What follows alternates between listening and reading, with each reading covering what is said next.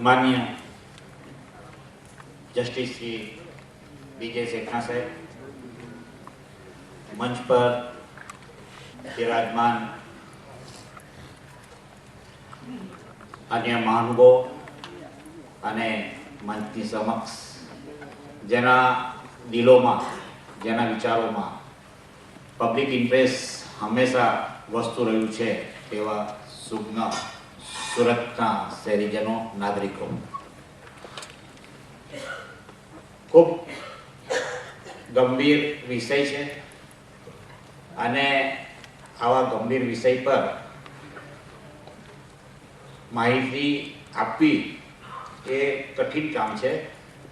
એને ડાયલ્યુટ કરવા માટે, એને હળવું કરવા માટે મેં અમારા પ્રેઝન્ટેશન્સમાં લીગલ ટર્મ્સ, જે કાયદાકીય ભાષા હોય છે, ટેકનિકલ વર્ડ્સને ડાયલ્યુટ કરીને આપણે કોમન મેનની લેંગ્વેજમાં રજૂ કર્યું છે. એટલે આ ભાષાંતર નથી, એટલે ટ્રાન્સલેશન નથી, પરંતુ ભાવાનુવાદ છે કે જે આપણને સમજવાની જરૂર છે. એક હળવી વાતથી હું મારા વક્તવ્યની શરૂઆત કરીશ કે રાઇટ ટુ ઇન્ફોર્મેશન શા માટે હોવું જોઈએ અને તેના ઉદ્દેશો એ કાયદામાં શું આપ્યા છે. એક ભિખારીને એક દિવસ 100ની નોટ મળી ગઈ અને એટલો બધો ખુશ થઈ ગયો અને એ ભિખારીને વિચાર આવ્યો કે આજે આ 100ની નોટ મળી છે તો મારે જલસો કરવો છે. હવે એક 100ની નોટમાં તો જલસો શું હોઈ શકે અને ભિખારીના જલસા પણ ભિખારી જેવા જ હોય, પરંતુ આ ભિખારીએ કંઈક સંકલ્પ સાથે એ 100ની નોટમાં મોટો જલસો કરવાનું નક્કી કર્યું અને પોતાની પાસે જે એકાદ સારા જોડી કપડાં હતા તે પહેરી અને એક અપ ટુ ડેટ રેસ્ટોરન્ટમાં ગયો અને રેસ્ટોરન્ટમાં મેનુ જોયું તો મેનુમાં તો કંઈ એને લખેલું સમજ પડતું નહોતું, વાંચી નહોતો શકતો, પણ ફિગર એને ખબર હતા, એ વાંચી શકતો હતો કે કઈ કિંમતનું કયું છે. એટલે એણે સારી સારી જે મોંઘામાં મોંઘી આઈટમ હતી તે બધી ટેસ્ટથી 4 કોર્સ ડિનર લઈ લીધું અને પછી બિલ આવ્યું તો એણે પોતાના ખિસ્સા ખંભોસવાના શરૂ કર્યા. ખૂબ ખંભોસ્યા પણ ખિસ્સામાંથી એક પૈસો પણ નીકળ્યો નથી. એટલે એણે તો હોટલવાળાને, જે કેપ્ટન હતા, એને કીધું કે મારી પાસે પૈસા નથી અને હોટલવાળાએ બધાના ખિસ્સા ખંભોસ્યા પણ કંઈ પૈસા નીકળ્યા નહીં. હોટલ બહુ સારી હતી અને જો ત્યાં જ ઝઘડો કરવામાં આવે તો મોટી બબલ થઈ જાય. એટલે હોટલવાળાએ પોલીસને ફોન કર્યો કે આ રીતે અમારી સાથે ચીટિંગ કર્યું છે. એટલે એક હવાલદાર કોન્સ્ટેબલ આવી ગયો અને એને કીધું કે આ માણસ છે ને આ વગર પૈસે ખાઈ લીધું છે. એટલે એને પકડીને પેલો હવાલદાર બોલ્યો કે સાલા શરમ નથી આવતી, પૈસા નહોતો તો ખાવાનું કરવા આવ્યો. પણ આ બધી બબલ થાય એટલે પેલા રેસ્ટોરન્ટ વાળે કીધું કે તમે એને પોલીસ ચોકી પર લઈ જાઓ. એટલે પેલા એ પોચીમાંથી પકડી અને પોલીસ ચોકી પર લઈ ગયો. બહાર નીકળતા પેલા પોલીસ કે તને શરમ નથી આવતી, તારી પાસે પૈસા નહોતા તો હું કરવા ખાધું. એટલે પેલા ભિખારીએ કીધું કે ભાઈ જે ખાવાનું હતું તે તો ખવાઈ ગયું, હવે મુદ્દામાલ તારી પાસે આવવાનો, તે મુદ્દામાલનું તું શું કરવાનું? હું કંઈક કાઢીશ તો મુદ્દામાલ તને તો કઈ ઉપયોગી થવાનું છે જ નહીં. તો એ મુદ્દામાલ નથી મળવાનો, એનો કઈ અર્થ નથી નીકળવાનો. તો તું મને, આપણે એક કામ કરીને કંઈક રસ્તો કરીએ, કંઈક તડજોડ કર તો તારું કામ બી થઈ જાય, મારું કામ પણ થઈ જાય. એટલે એણે પોતાના પેન્ટના છુપા ખીચામાંથી પેલી 100ની નોટ કાઢી અને હવાલદારને આપી. એટલે પેલા હવાલદારે કીધું કે આ 100 રૂપિયામાં આટલું બધું જમવાનું? તો એ કે 100 રૂપિયા જ છે. તો કે શરમ નથી આવતી? પણ એ કે શરમ હોતે તો આવતી જ ક્યાંથી, જતે જ નહીં. પણ આ 100 રૂપિયા છે એનાથી પટાવટ કરો. તો એ કે સારું, ચાલ ભાગ, હવે બીજી વાર આવું નહીં કરતો. જો બીજી વાર આવું કર્યું છે તો 100 રૂપિયામાં છોડીશ નહીં. અને આખો કેસ, એટલે આખી વસ્તુ પૂરી થઈ ગઈ. આ એક હળવી બાબત છે એટલા માટે કે આજે દેશનું જે વાતાવરણ છે ને તેમાં એક એવું વાતાવરણ ઊભું થયું છે કે 500-700 કરોડનું કરવાનું, પછી આપણી પાસે મીરભાઈ એવા લર્નેડ એડવોકેટ છે તેને 5-25 લાખ રૂપિયાની ફી આપી દો એટલે તમને એવા આરામથી કૌભાંડોમાંથી એટલીસ્ટ 5-10 વર્ષ તો ખેંચી આપશે, તો તમે એ પૈસામાંથી તમે આરામથી જિંદગી જીવી શકો.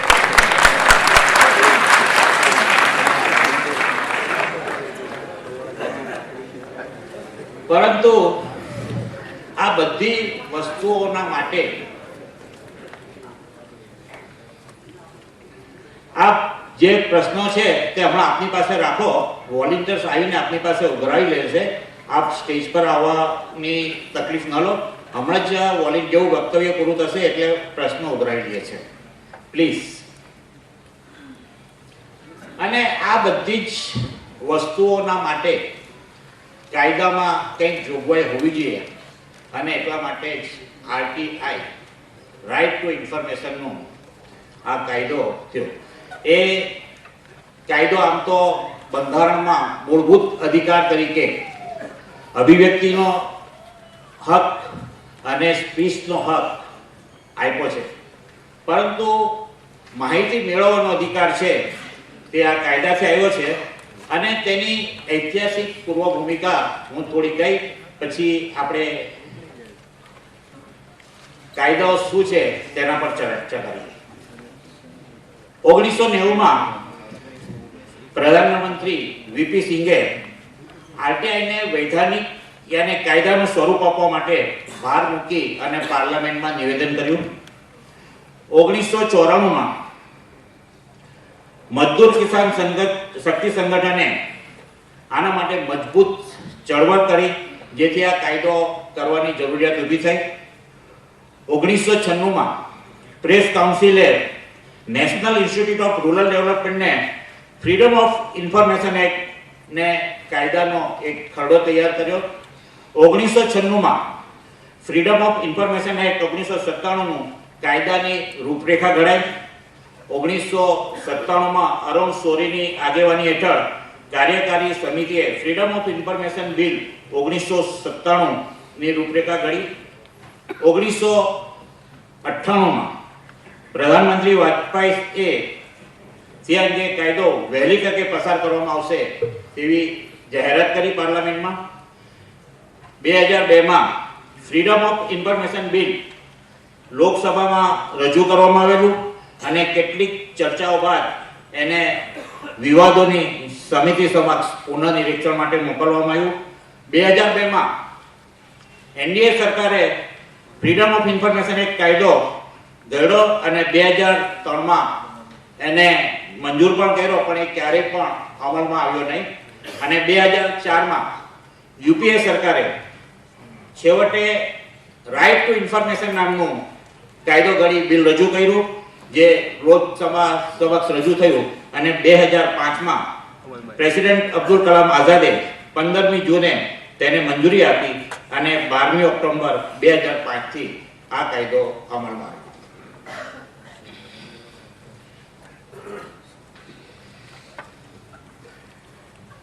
નેક્સ્ટ, આ કાયદો શું આપે છે કે આ કાયદાની જોગવાઈઓને આધીન રહીને ભારતના દરેક નાગરિકો માહિતી મેળવવાનો અધિકાર આપવામાં આવે છે આ કાયદાથી. અને આ અધિકાર ભારતના નાગરિકોને બક્ષાયેલો છે. બિન નાગરિકો એટલે નોન સિટીઝન્સ છે, જે ભારતીય નોન સિટીઝન છે, તેને આ અધિકાર અપાયો નથી. અને આ અધિકાર, આ રાઇટ્સ છે તે એબ્સોલ્યુટ નથી, એટલે તેની જે હક છે તે કાયદાની જોગવાઈઓની સીમામાં, એની મર્યાદામાં જ તેનો ઉપયોગ કરી શકે છે. આ કાયદાના ઉદ્દેશો શું છે તે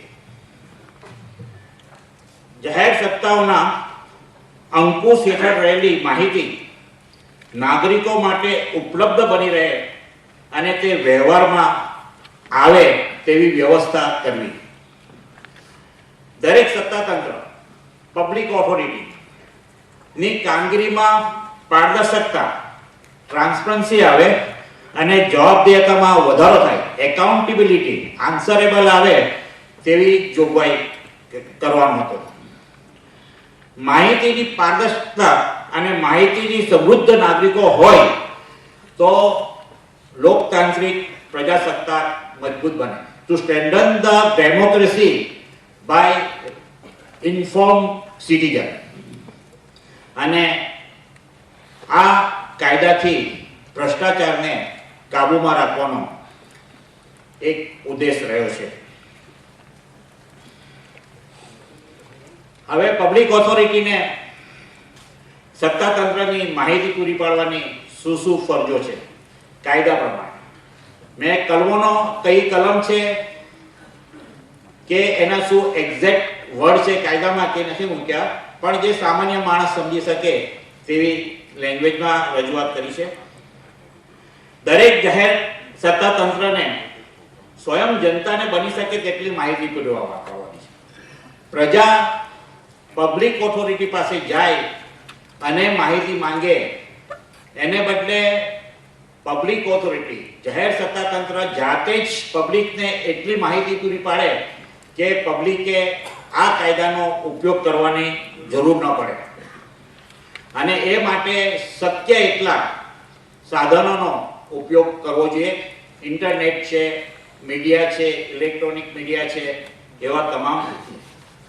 આજનો આ એક પરિસંવાદ બી એનો જ એક ભાગ છે એમ સમજીને ચાલે કે આવા પરિસંવાદો યોજીને પણ અવેરનેસ લોકોની ઊભી કરવી જોઈએ.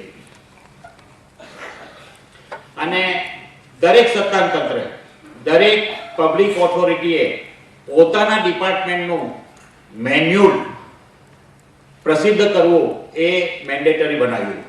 એ મેન્યુઅલમાં, એ પુસ્તિકામાં શું હોઈ શકે કે જે તે ડિપાર્ટમેન્ટની એક પુસ્તિકા હોય તેમાં એની પોતાની રચના અને કામગીરીની ફરજો, તેના અધિકારીઓ અને કર્મચારીઓની સત્તાઓ અને ફરજો, પોતાની કામગીરી કરવા માટે પોતે ઠરાવેલા ધોરણો, માહિતી મેળવવા માટે નાગરિકોને અપાતી સગવડતાની વિગતો અને જાહેર માહિતી અધિકારીઓના નામ, સરનામા અને અન્ય વિગતો. આ દરેક પબ્લિક ઓથોરિટી, દરેક ડિપાર્ટમેન્ટે પોતાની પુસ્તિકામાં આટલી માહિતી સાથેની પ્રસિદ્ધ કરવાનું કાયદામાં આદેશ આપવામાં આવ્યો છે. હવે કોની પાસેથી માહિતી માંગી શકાય? Public authority. પબ્લિક ઓથોરિટીની ડેફિનેશન કાયદામાં શું છે કે બંધારણ વડે કે બંધારણ હેઠળ સંસદે ઘડેલા કોઈ કાયદા વડે કે તેના હેઠળ, રાજ્ય વિધાનતંત્રે ઘડેલા કોઈ કાયદા વડે કે તેના હેઠળ, યોગ્ય સરકારે આપેલા કોઈ આદેશ કે બહાર પાડેલા જાહેરનામા વડે કે ઉપરોક્ત જોગવાઈઓ વડે કે એના હેઠળ સ્થપાયેલું રચાયેલું કોઈ તંત્ર, મંડળ, સ્વશાસન ધરાવતી સંસ્થા ઉપરાંત સરકાર જે માટે પ્રત્યક્ષ કે પરોક્ષ રીતે ભંડોળ પૂરું પાડ્યા હોય તેવી તમામ સંસ્થાઓનો આ કાયદા હેઠળ સમાવેશ થઈ જાય છે. સરકારની માલિકી ધરાવતી, અંકુશ ધરાવતી અને મહદ અંશે નાણાકીય સહાય મેળવવાની દરેક સંસ્થાનો આમાં સમાવેશ થઈ જાય છે.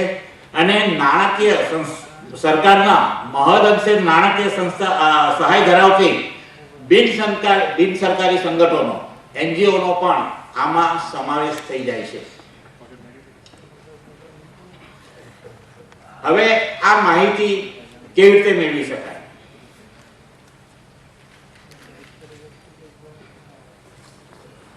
માહિતી દસ્તાવેજો કે રેકર્ડની તપાસણી કરીને, દસ્તાવેજો કે રેકર્ડની પ્રમાણિત નકલો, નોંધો કે તારવણી મેળવીને, વસ્તુઓના પ્રમાણિત નમૂના, ડિસ્કેટ, ફ્લોપી, ટેપ, વિડિયો કે અન્ય ઇલેક્ટ્રોનિક સ્વરૂપના રેકર્ડ. એટલે માહિતી મેળવવી એટલે કોપી મેળવવી એવું નથી થતું, પણ દસ્તાવેજ અને રેકર્ડની તપાસણી કરવા માટે તમે જે તે ડિપાર્ટમેન્ટમાં જઈ તેની તપાસણી કરવાના માટે માંગણી પણ કરી શકો છો. એ ત્યાં જઈ એ ડિપાર્ટમેન્ટની એ ફરજ છે કે તમે એ રેકર્ડ તપાસવા માટે યોગ્ય વ્યવસ્થા કરી આપે. અને ન માત્ર પેપર્સની કોપી, પરંતુ જ્યાં જ્યાં ઇલેક્ટ્રોનિક્સ રેકોર્ડ હોય તો એની ફ્લોપી છે, વિડીયો ટેપ છે, માઇક્રોફિલ્મ છે, તેની પણ કોપી આપવાની એ ડિપાર્ટમેન્ટની આદેશ છે, ફરજ છે. એટલે આ શું માહિતી મેળવી શકાય અને એ માહિતી મેળવવા માટે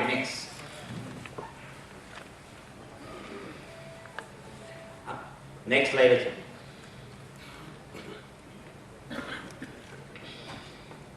માહિતી મેળવવા માટે કેવી રીતે અરજી કરી શકાય, વિનંતી કરી શકાય? અંગ્રેજી કે હિન્દી અથવા તો જે વિસ્તારમાં જે સત્તાવાર ભાષા તરીકે ઉપયોગ થતો હોય તે ભાષામાં નિર્ધારિત કરેલી ફી સાથે લેખિત અથવા ઇલેક્ટ્રોનિક માધ્યમ વડે અરજી કરવાની હોય છે અને ગરીબી રેખા નીચેના દરજ્જો ધરાવતી વ્યક્તિને નિર્ધારિત કરેલી ફી માટે માફી આપવામાં આવી છે. અને જ્યારે આવી વિનંતી લેખિત કરી શકાય તેમ ન હોય ત્યારે જાહેર માહિતી અધિકારીએ સમક્ષ કરેલ મૌખિક વિનંતીને લેખિત સ્વરૂપ આપવામાં વ્યાજબી મદદ કરવાની હોય છે. માહિતી મેળવવા માટે વિનંતી કરનાર અરજદારે તે માહિતી મેળવવા માટેના કારણો આપવાની જરૂર નથી કે પોતાની અંગત માહિતી આપવાની પણ જરૂર નથી. જે માહિતી તમે મેળવવા માંગો છો તે શા માટે મેળવવા માંગો છો, તેનો શું ઉપયોગ કરવાનો છે, તે કારણો દર્શાવવાની જરૂર નથી અને પોતાની અંગત માહિતી આપવાની પણ એમને જરૂર નથી. આખી આ પ્રોસેસ તમે જુઓ તો એને ચાર્ટમાં બતાવ્યું છે કે શું ઇસ્યુઝ છે, તેને અરજીમાં ડ્રાફ્ટ કરો, પેમેન્ટની ફી ભરો અને ઓફિસમાં માહિતી અધિકારીને આપો અને ત્યાર પછી એના જવાબનો વેઇટ કરો. એ જવાબ કાં તો હામાં આવશે ક્યાં તો નામાં આવશે. હવે માહિતી અધિકારી માટે જે ફીની વાત થઈ તેમાં ફી શું હોય છે? તો માહિતી મેળવવા માટેની વિનંતી કરતી અરજીને 20 રૂપિયાની ફીસ હોય છે. જે પેપરની તમે કોપી માંગતા હોય તે A4 કે A3 પેપર હોય તો પ્રત્યેક પેપરના 2 રૂપિયાની કોપી તરીકે એમને મળવાનો હોય છે. મોટા પેપર કે મોટા ચાર્ટ નકશા હોય તો એની એકચ્યુઅલ કિંમત છે. ફોટોકોપી હોય તો 2 રૂપિયા, ફ્લોપી હોય તો 50 રૂપિયા, સેમ્પલ અને નમૂના હોય તો એની એકચ્યુઅલ કોસ્ટ અને રેકર્ડનું નિરીક્ષણ કરવા માટે જો જે તે ઓફિસમાં જવાનું હોય તો પ્રથમ કલાક ફ્રી, એનો કોઈ ચાર્જ નથી આપવાનો, પણ બીજા પ્રત્યેક કલાક દીઠ 5 રૂપિયા ફી ભરવાની રહે છે. હવે માહિતી માંગતી અરજીનો નિકાલ કેવી રીતે થાય? તો માહિતી અધિકારીએ અરજી મળ્યા પછી નિર્ધારિત ફીની ચૂકવણી થઈ હતી શક્ય હોય એટલી જલ્દી, પણ વિનંતી મળ્યાની તારીખથી 30 દિવસમાં માહિતી પૂરી પાડવી એ ફરજિયાત છે. 30 દિવસમાં, 30 days. જ્યારે માંગેલી માહિતી કોઈ વ્યક્તિના જીવન કે સ્વતંત્રતા સાથે સંબંધ ધરાવતી હોય તો આવી માહિતી અરજી મળ્યાથી 48 કલાકમાં જ આપવાની રહે છે. જો કોઈ માહિતી પૂરી પાડવા માટે વધુ ફી કે કિંમત આપવાની જરૂર હોય તો તે સંબંધિત વિગતની અરજદારને જણાવવાની હોય છે અને તે વિગતમાં કેટલી રકમ ક્યારે ભરવાની તેની ખબર આપવાની રહે છે અને 30 દિવસમાં તેને કોઈ પણ પ્રકારે જવાબ આપી દેવાનો હોય છે. કાં તો કાયદામાં જણાવેલ કારણસર વિનંતી નકારવાની હોય છે અથવા તો માંગેલી માહિતી એને આપવાની હોય છે.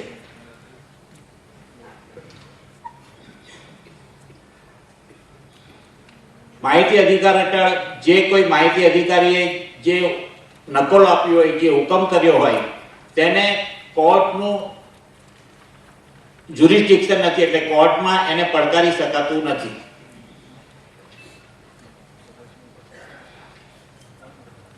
હવે આ માહિતી માંગે અને જો અધિકારી એ માહિતી ન આપે તો એની દંડની શું જોગવાઈ છે તે જોઈએ.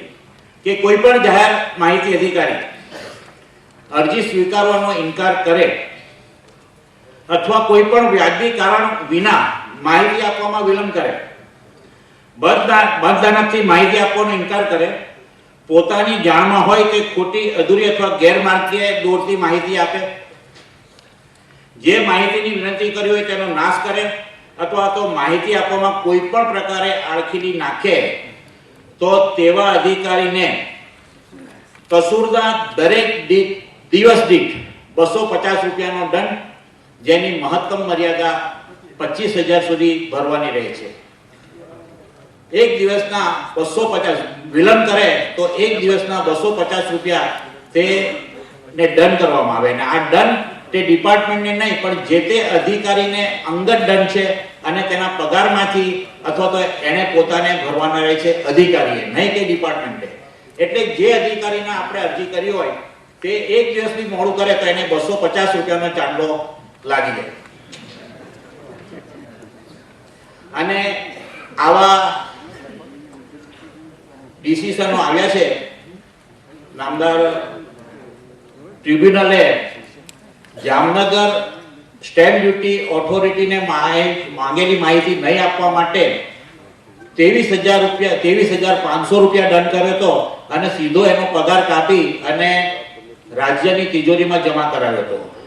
તેવી રીતે ભાવનગરની એક ઓથોરિટીને પણ ટ્રિબ્યુનલે 24,000 રૂપિયા દંડ કર્યો હતો અને તેના પગારમાંથી કાપી અને ડાયરેક્ટ રાજ્યની તિજોરીમાં ભર્યો છે.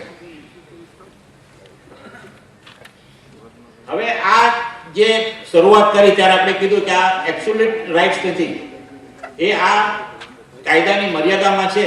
તો કેટલા સંગઠનોને આ કાયદામાંથી મુક્તિ આપવામાં આવી છે કે જે દેશની ઇન્ટેલિજન્સ બ્યુરો જેવી, જે જાસૂસી સંસ્થાથી લઈને દેશનું હિત જેનામાં છે તેવી સંસ્થાઓની માહિતી માટે આને એક્ઝામ્પશન એટલે એનામાંથી મુક્તિ આપવામાં આવી છે. એ ટોટલ 22 સંસ્થાઓ છે. એ 22 સંસ્થાઓના નામો હું બોલતો નથી, સ્લાઇડ્સ પર છે, પણ મોટે ભાગે આ જે સેન્ટ્રલના ઇન્ટેલિજન્સ બ્યુરો છે, હવે અરજીનો જો અસ્વીકાર કરવામાં આવે તો કયા કારણસર અધિકારી અરજીનો અસ્વીકાર કરી શકે કાયદા પ્રમાણે. જ્યારે માહિતી મેળવવાની અરજીનો અસ્વીકાર થાય ત્યારે માહિતી અધિકારીએ અરજી કરનારને જે પત્ર લખે તેમાં એને અરજી અસ્વીકાર, ઇનકાર કરવાના કારણો સ્પષ્ટ લખવા જોઈએ. એટલે સ્પીકિંગ ઓર્ડર હોવો જોઈએ, સ્પીકિંગ જવાબ હોવો જોઈએ કે શા માટે એને અરજી નકારી છે અને આ અસ્વીકાર કરેલા હુકમની સામે કેટલા સમયમાં એ અપીલ કરી શકે, એ અપીલ કોને કરી શકે, એનું નામ, સરનામું એને આપવું પડે. હવે જે માહિતી માંગી છે તે નહીં આપવાના કારણોમાં આ કારણો જો હોય તો એ અરજીને અસ્વીકાર કરી શકે કે ભારતના સાર્વભૌમત્વ, અખંડિતતા અને રાષ્ટ્રની સલામતીને પ્રતિકૂળ અસર કરતો કોઈ માહિતી માંગી હોય તો એ ઇનકાર કરી શકે છે. રાષ્ટ્રના વ્યૂહાત્મક, વૈજ્ઞાનિક અને આર્થિક હિતોને પ્રતિકૂળ અસર કરતી હોય, જો સ્ટ્રેટેજિકલી કોઈ એડવર્સ ઇફેક્ટ થતી હોય તો એ ઇનકાર કરી શકે છે. અથવા તો કોઈ અદાલતે, કોઈ કોર્ટે, કોઈ ટ્રિબ્યુનલે એવી માહિતી આપવા માટે સ્ટે ઓર્ડર કે મનાઈ હુકમ આપ્યો હોય તો એ માહિતી ન આપી શકે. કોઈ કાહિક પ્રકારના વ્યાપારિક વિશ્વસનીયતા, વેપાર અને બૌદ્ધિક સંપત્તિને નુકસાન થઈ શકે. અથવા વિદેશી રાષ્ટ્રો સાથેના સંબંધોને પ્રતિકૂળ અસર થતી હોય, વિદેશી સરકારને વિશ્વાસમાં લઈને મેળવેલી માહિતી હોય, અથવા માહિતીના સ્ત્રોતને જો ઓળખાણ થઈ જાય તો એના શારીરિક અથવા જીવનનું જોખમમાં મુકાય, ગુનેગારની તપાસ કરવામાં અટકાયત અથવા કંઈ રૂકાવટ થાય તેવી માહિતી હોય, અને સંસદની કમિટીઓમાં જેનો ડિસિઝન હજુ સુધી લેવાય નહીં હોય તેવી કેબિનેટની ચર્ચા, જેના હાઈકોર્ટના થોડા ચુકાદાઓ છે આ બાબતમાં, તેવા કે સહકારી બેંક કે જે રજિસ્ટર કે આર્થિક રીતે મોટી સંખ્યામાં નાણાકીય મદદ કરવામાં આવતી હોય તેને જાહેર સત્તા કહેવાય. અને સહકારી ગૃહ મંડળી, હાઉસિંગ સોસાયટી કે તેનો અંકોશ મંડળીના રજિસ્ટર કરવામાં આપ્યો છે તેને જાહેર સત્તા તરીકે તેને ગણતરીમાં લેવામાં આવતું નથી.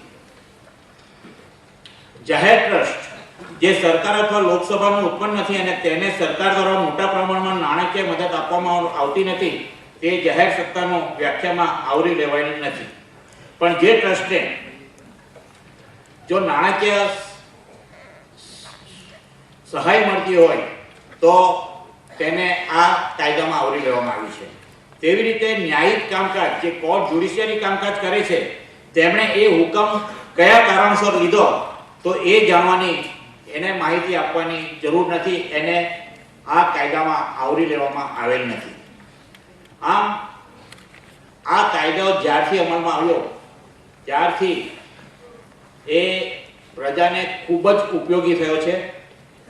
અહીંયા બે ઓફિસર સાહેબ બેઠા છે, કલેક્ટર સાહેબ અને પોલીસ કમિશનર સાહેબ, જોઈન્ટ પોલીસ કમિશનર સાહેબ. એમને ખબર છે કે જ્યારે ડિપાર્ટમેન્ટમાં કોઈ આરટીઆઈની અરજી આવે ને તો આમ એ પેપર પર જાણે અંદર કરંટ વહેતો હોય ને તેમ એ લોકોને અસર થાય કે આ વળી ક્યાં આવી, કારણ કે 30 દિવસમાં અરજી આપવાની. આરટીઆઈની અરજી એટલે એ લોકોના માટે માથાના દુખાવો છે એમ કે, પરંતુ એ એક કંટ્રોલ જે લાવવાની, જેને ટ્રાન્સપરન્સી લાવવાની, એકાઉન્ટેબિલિટી લાવવાનો જે ઉદ્દેશ છે તે પૂરી પડે છે. આનું સિમ્બોલિક છે કે આ માહિતી, આ કાયદો આવ્યા પછી જે આગળની સાંકળો હતી કે સરકારી માહિતીને જે લોખંડી સ્વરૂપ આપવામાં આવતું હતું, જે પ્રાઇવેસી રાખવામાં આવતી હતી કે આ સરકારી માહિતી છે એ કોઈને ઉપલબ્ધ ન થાય, તે આ માહિતીના અધિકારના ચાવીથી એ સાંકળને છૂટી કરી દીધી છે. અને સામાન્ય માણસના હાથમાં એક એવું હથિયાર આપ્યું છે કે જે આજે ભ્રષ્ટાચાર છે, અનિયમિતતા છે, સ્કેમની સામે એક સામાન્ય માણસ પણ લડી શકે છે. અને ગમે એવી મોટી ગવર્મેન્ટ સિક્યોરિટી હોય તેને બહુ હળવી રીતે તે ઉપાડી શકે છે. આમ આ માહિતી અધિકાર આજે પ્રજાને આપી અને સરકાર તરફથી જે સરકારને હક આપવામાં આવ્યો છે, જે એક સાધન આપવામાં આવ્યું છે, તે ખૂબ જ ઉપયોગી અને નાગરિકોના માટે અન્યાયની સામે ઝઝૂમવાનું બહુ હાથવગું સાધન બન્યું છે. આ આટલી રજૂઆત છે અને આપ સૌએ જે શાંતિથી સાંભળ્યો એના માટે આભાર માનું છું. અને જે કંઈ પ્રશ્નો હોય તે આપણે વોલેન્ટિયર્સ ભેગા કરીએ પછી એક સાથે અહીંથી નિષ્ણાતો તેના જવાબ આપશે. Thank you very much.